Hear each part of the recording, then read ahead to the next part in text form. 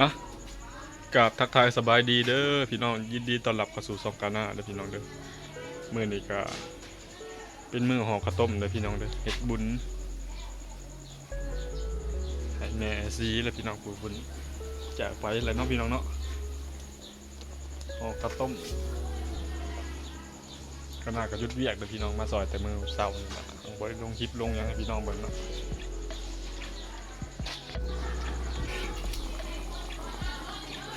ไปห่อนอน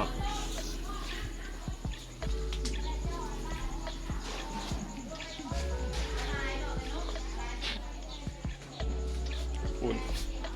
ประมาณ40โลเด้อพี่น้องเด้อเครื่องกองบุญกันเรียบร้อยเด้อพี่น้องเด้อสั่งมาเรียบร้อยแล้ว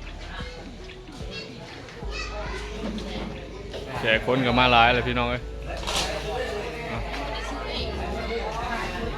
บุญมันเนาะมื้อนี้ห่อข้าวต้มเนาะ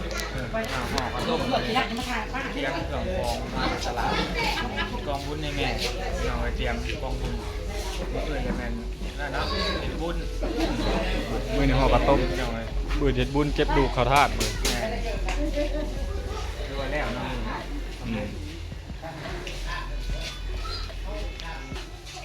อะไรถึงงานบ่เฮ็ดนะเราถึงงาน บ่เฮ็ด บรรยากาศพี่น้อง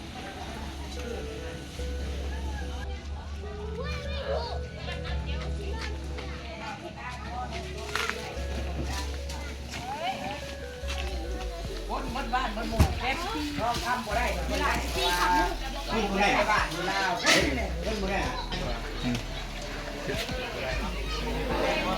ขอน้ำกระปุ้นมื้อนี้จะตำหน้ามันเนาะเซฟเพิ่นก็เป็นแม่ครัวมาแต่ไทยโดนเด้อ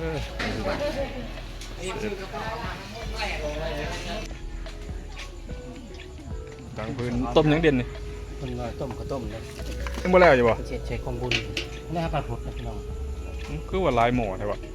หม้อเดียว เอาหายังจับพี่หม้อยังนี่หม้อน้องกระปุ้นระวังเด้อใช้สูบหยอกสูบยาบ่ต้องมาใกล้ครัวเลยล่ะ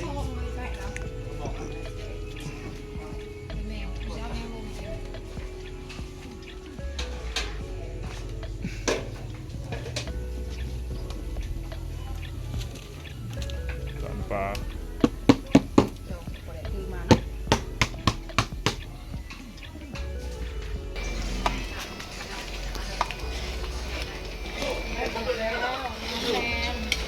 เอากองบุญพี่น้องเอ้ยเฮาเศร้าหรือเฮาซื้อสดตด อันนี้แม่ซื้อสดให้แม่เลย 10,000 10,000 บาทบ่ 10,000นั่นตัวนี้สิมาพร้อมกับอนันทาธาตุภาษาไทยเขามีภาษาไทยมีเงิน นี่เจดีย์บ่เพิ่น 15,000รวมเงินก็ต้องเขาก็ซื้อของหลายอย่างยังมาองค์ประกอบของมันมาซื้อเองได้ผมแม่นเอาของมือสองเลยมือหนึ่ง บ่แม่นเฮาเศร้าเอาในวัดเนาะ ญาติมันไปแบบเอาบางแบบของยืมมานะมันแบบผู้ชั่วข้าวเศร้าของแบบดำ1,000 2,000ได้แต่ญาติแบบมันไปบ่ถึงเนี่ยเลยคือแบบไปหาผู้นั้นผู้นี้แล้วเขาก็ไปเรื่อยๆ มันต่อลายมือหดแล้วเนาะเฮาต้องซื้อเลย มันซื้อมือหนึ่งเลย กองบุญก็มีหยังในตดมึงดู แต่หลายอย่างนี่แหละก็มีพวกข้าวของข้าวแล้วก็โคก ปลาเข่า หวดแล้วก็ที่นอนนะที่นอนหลายอย่างนะไม่ได้เบิ่งเลยทุกอย่างเลยมี นอนมีหมอนเนาะ มีหมอนมีเสื่อนอนมีพัดลม โอ้รวมเลยเนาะ มีผ้าห่มแล้วก็มีตัวลูกกล้องนี่นะ คล้อง กล้องนี่เขาเอิ้นกล้องแล้วก็ มีหมอหุงข้าวอีกบ่ เอา นี่ หุ้งเข่ากับมีดแล้วโขกมาด้วยเลยนี่กล้องกับมีดกล้องกับมีดเลยพี่น้อง ตดเนาะมุ้งกับมีผ่าเหลืองกับมีผ่าสบง ครบสุดเลยเนาะ ครบสุดศาสตร์กับมี สุดรวมเป็น11,000เมนูต้น มารวมมาซื้อยังเพิ่มออกไปกับลายอยู่ได้ รวมทั้งถาดแม่นบ่ รวมทั้งถาดนะผ่าลงซบมาต่างหากเป็นน้ำมันเผาผ่าลงซบมา10,000 กว่าแบบ20,000 20,000หมดละ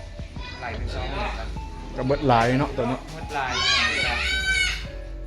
ไข่จะมีแต่เอื้อยเพิ่นเลยซอยที่แพนด้าเอื้อยผู้ซอยชาหลายอย่าง รวมๆแล้วทั้งขารวมซก3-4 หมื่นบ่อยู่เนาะ 7แล้วก็ทั้งเฮ็ดกับพ่อกำนัน7-8ครับ นี่ก็ราวๆแสนบ่ได้พี่น้อง แสน ขาลงก็11 ล้านเครื่องกองบุญทั้งอยู่ค่าอยู่พากินทุกอย่างเนาะ แม่แม่ ทางเขาได้เงินประกันภัยมันในส่วนหนึ่งเนาะตัวกับเงินเอื้อยนั่นบ่ เงินเอื้อยทั้งนั้นประกันภัยรวมกัน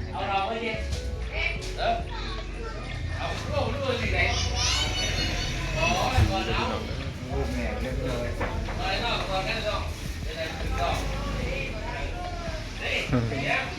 เป็นน้ำผ่าพี่น้องเอ้ย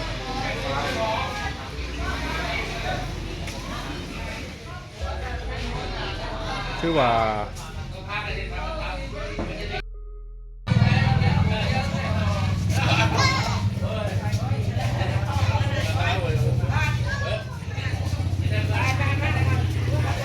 พิ่นเสียกับมีบุญเติบแล้วแม่ซีพี่น้องเพราะว่าช่วงนี้เป็นช่วงหน้าฝน3-4 มื้อเนาะคือว่าบ่มีฝนลงมาเลยพี่น้องตกกระจูดทูบจูดเทียนหน่อยปกติหน้านี่นะเวลาครับไปตอกศอกปลาซ่าฝนตกลิ้นเนาะบางงานนี่พี่น้องฝนตกทำเป็นก็คือว่ามีบุญเห็นหยังคือว่าราบรื่นอยู่เนาะพี่น้องเนาะ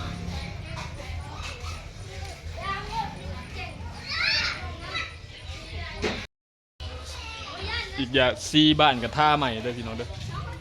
กระโดดซื้อซีมาท่าใหม่เบิดกับพงกำแพงเนาะเป็นสีขาวเบิด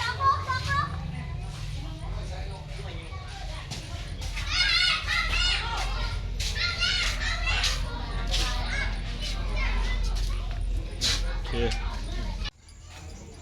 เกี่ยงกระปุ่นเด้อพี่น้องเด้อกระต้มมาลองซีหมึงจะครบหนึ่งพี่น้องตั้งแต่ต้มมา2 หม้อยังไม่ได้กิน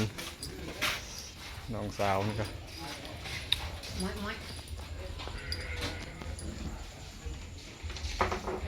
เป็นเหนือกระปุ้น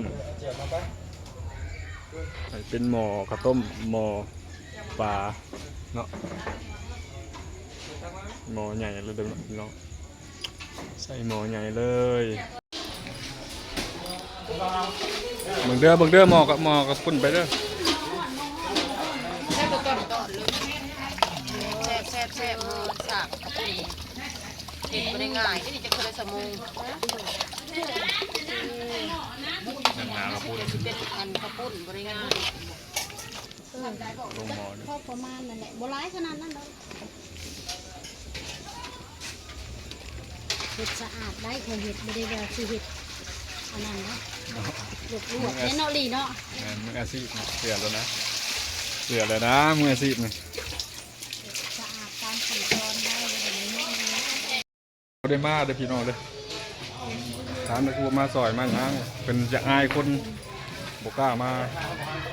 คนแนมหลายเลยเป็นอายมาแต่มื้อเดียวแล้วก็บ่มาเลย เสร็จอ่อนครบยวง ตอนนี้ก็ปรุงกันเรียบร้อยแล้วเป็นได้ก่อนซีมึงดูผู้บ่าวได้อายกล้องขนาดพี่น้องเลย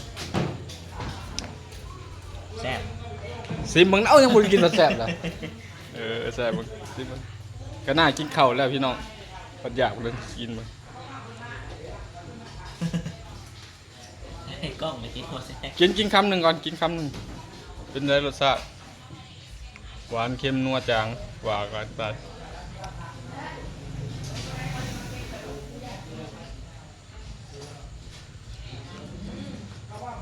แซ่บบ่ แซ่บแซ่บ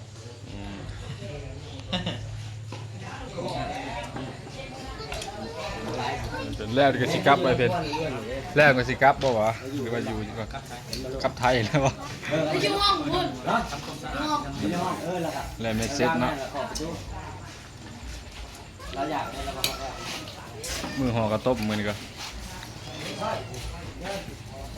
ปลาจ้าทุแซ่บอ้วน สวัสดีครับป้าลุงสบายดีด้วยสวัสดีครับป้าลุง งามด้วยลูกสาวหลาวันนี้พี่น้อง พุทธสบายดี สบายดีเอฟซี ผู้บ่าวก่อนเพิ่นเป็นอายกล้องนะผู้บ่าวก่อน บูให้เราสบายดีเนาะ กล้อง สบายดี แฟนคลับพอทวันนี่มือพอวันบ่มามืออื่นมืออื่นมืออื่นเลย แฟนครับ แฟนคลับแฟนตัวยง แฟนประเทศ กาดยามแรงเด้อพี่น้อง ไปแหวกธนาคารกับเป็นชั่วโมง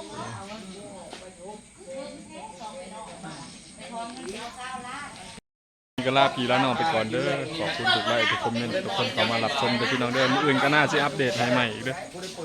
บ๊ายบาย ได้ป่ะ